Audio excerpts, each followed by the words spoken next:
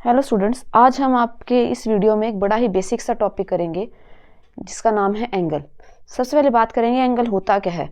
N angle is a geometric shape that is formed when two lines और rays meet at a point. मतलब ये एक तरह की ज्योमेट्रिक शेप है। बनती कब है? जब दो लाइन या दो रे आपस में मीट करती हैं। जैसे ये फिगर बनाई हुई है, यहाँ पे ये पॉइंट होता है आपका वर्टेक्स, जहां से पॉइंट जनरेट होता है, और ये क्या होती हैं आपकी आर्म्स। अब इसके बाद काइंड ऑफ एंगल करने से पहले हम करते हैं टाइप्स ऑफ एंगल में भी सबसे दो टाइप के एंगल होते हैं, या कह लो दैट इज स्मॉल एंगल और लार्ज एंगल। स्मॉल एंगल कौन सा होता है? The angle that is usually less than 15 degree, जो 15 डिग्री से कम हो, वो कौन सा एंगल होता है आपका? Small angle. लार्ज एंगल कौन से होते हैं? That is greater than 15 degree. Clear? Generally जब भी हम क्वेश्चन करते हैं, हमारे क्वेश्चन लार्ज एंगल पे ही होते हैं, स्मॉल एंगल पे नहीं। पर कई बार हमसे कोई पूछ ना ले स्मॉल एंगल क्या होता है क्या नहीं, तो ये फॉर एग्जांपल जैसे हम क्लॉक ले। अब ये हमारी क्लॉक है, क्लॉक में यहाँ पे 12 o'clock 6 o'clock, तो यहाँ जो एंगल बनता है ये कितने का बनता है आपका? 180 का। तो ये कौन सा एंगल हो जाएगा आपका? Large angle. अगर हम एक सर्कल लें, उसको छोटे छोटे पोर्शन में डिवाइड करें, तो ये एंगल क्या है आपका? 15 डिग्री। तो ये कौन सा हो जाता है एंगल आपका? Small angle. क्लियर? अब बात करते हैं काइंड्स ऑफ एंगल की। काइंड्स ऑफ एंगल में सबसे पहले आता है आपका राइट एंगल। राइट एंगल क्या होता है? एंगल हुज मेजर इज कितना? 90 डिग्री। जिसमें एंगल कितने डिग्री का बने? 90 डिग्री का, वो कौन सा होता है? Right angle.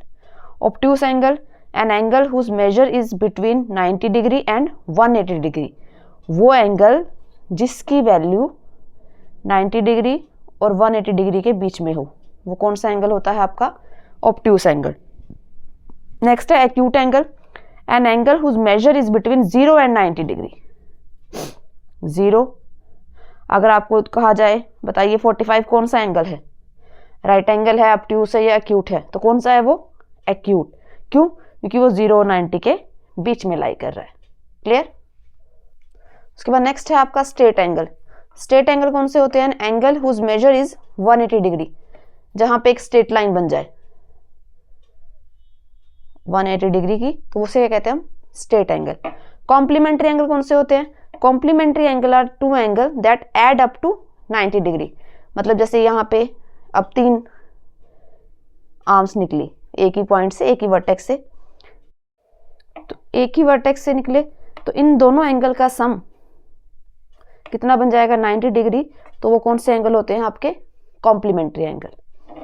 नेक्स्ट है सप्लीमेंट्री एंगल, जहां पे 2 angle that add up to 180 degree. एक लाइन है, 2 एंगल बने, इन दोनों एंगल को मैं अगर ऐड करूं, ऐड करने पे सम 180 डिग्री बनता है, तो वो कौन सा एंगल होते हैं आपके? Supplementary angle. Complete angle, an angle whose measure is 360 degree. वो एंगल जिनको मेजर करें तो कितने डिग्री का बने? 360। 360 कब बनता है? जब एक कंप्लीट रेवोल्यूशन हो जाता है, एक पूरा चक्कर लग जाता है, तो वो कौन सा एंगल होता है आपका? Complete angle. नेक्स्ट है zero angle. If the initial position and final position of a ray coincide without making any revolution. मतलब इनिशियल पोजीशन और फाइनल पोजीशन आपस में मिल जाती हैं कोई भी रोटेशन लिए बिना, उसे क्या कहते हैं हम? Zero angle. अब बात इसमें एक क्वेश्चन और भी आता है, भी हम इनकी नेमिंग कैसे करें? ये तो हमने कर लिया भी टाइप्स ऑफ एंगल ये हैं ये हैं।